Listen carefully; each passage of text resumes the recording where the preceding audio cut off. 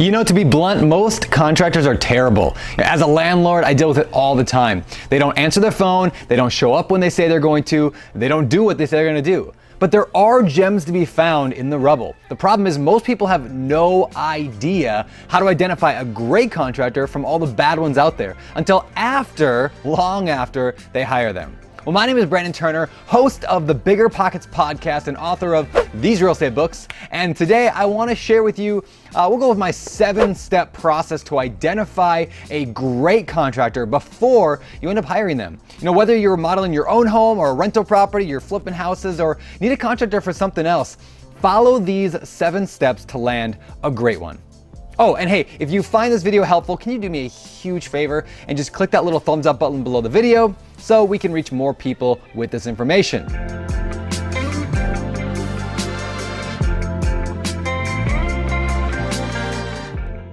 All right, number 1, you've got to build your contractor list. What I mean is this, you need to get the names and phone numbers of a lot of different contractors in your area. I mean, think about it. If we're searching for a needle in a haystack, we first gotta get a haystack. So you can find potential contractors a number of different ways, but here are my 3 favorite ways. Number 1, referrals. Like, ask people who they use. Number 2, referrals. Ask people who they use. And number 3, referrals. Look, human nature is generally just to do what you've always done, right? It doesn't guarantee success with a contractor, but if you know a contractor's been great in the past, it's likely they'll be great again.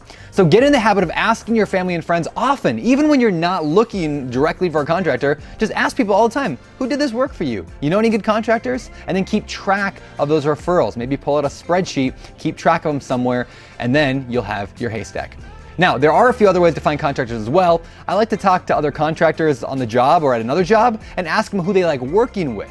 Because rock stars tend to party with other rock stars, right? And good tradesmen tend to work with other good tradesmen. For example, I got a great finish carpenter, so I can ask him, hey, do you know any good at plumbers? Right? You can build your list by also snapping photos of every time you see a contractor sign on the side of a truck, or maybe searching Yelp, or ask an employee of a Home Depot or a Lowe's or any other home store, who do they use?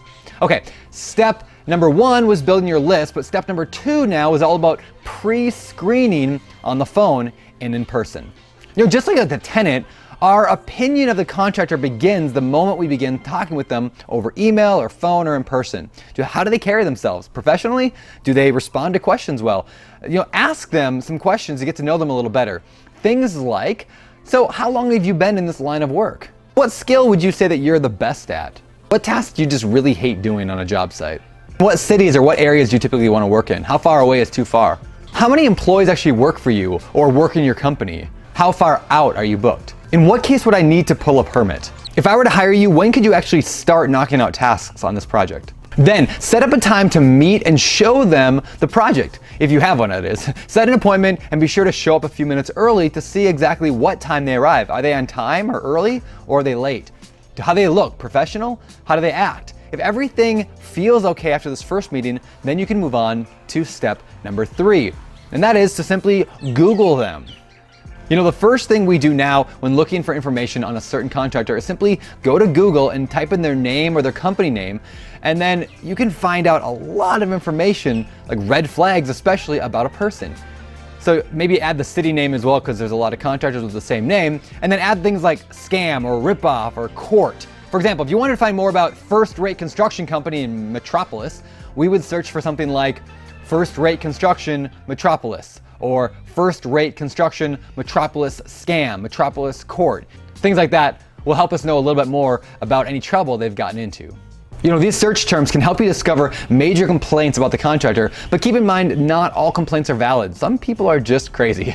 What it will do, however, is give you direction on what next steps to take.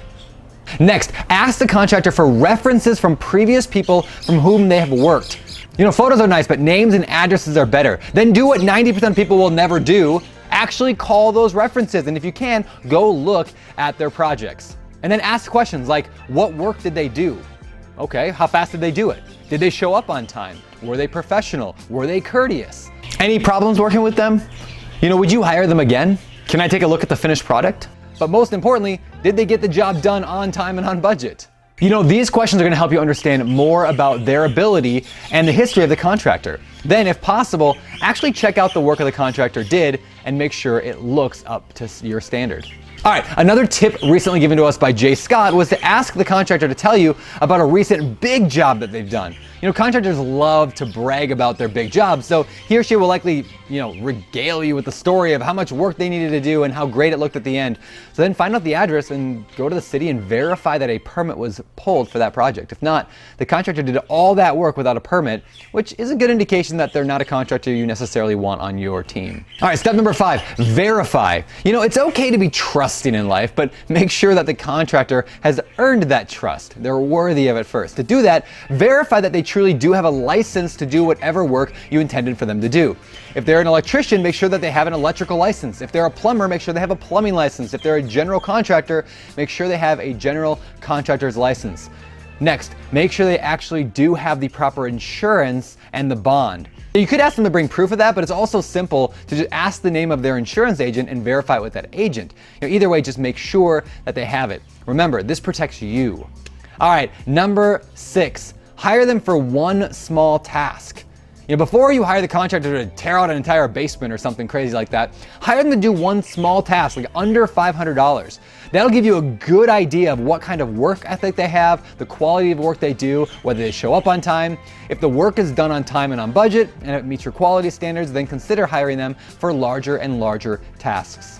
Even if the contractor has passed through the first steps of this process, most of them will still likely fail at that last step. So don't settle with just one contractor. Hire multiple contractors for multiple small jobs and see who works out the best. All right, finally on to number 7. You gotta manage them correctly. Most of the time when I have a disastrous situation with a contractor, the blame lies on not the contractor, but myself. If I had managed the job correctly, I wouldn't be caught in the position that I've been in. So here's an example. I hire a contractor to paint a bedroom. He says $500. I say, great. He calls me and tells me he's done. I send him $500. Now, I go and check out that job, and what do I see? Well, he didn't paint the ceiling despite obvious need for it, and then there's a couple paint splotches all over the floor that are easy to clean, but now I gotta do it. So I call the contractor and I say, hey, well, you didn't do the ceiling, you got mess on the floor. And he says, well, you didn't say I need to do the ceiling. And then he'll say, oh, the floor was already bad like that. Somebody else must have made that mistake. I've had this situation happen 100 times. All right, now, you might be saying, that's ridiculous, it's clearly the contractor's fault. You know what? It's my responsibility to manage them correctly. Therefore, when you work with a contractor, always get a detailed scope of work that clearly lays out 100% of what is going to be worked on, what is included, and what is not. Then, never pay anything until you've inspected the work. And on larger jobs, be sure to spread out payments over the course of the job so they don't get too much money up front, but they're not starving for weeks or months at a time either. You want to make sure that they're always hungry for their next paycheck.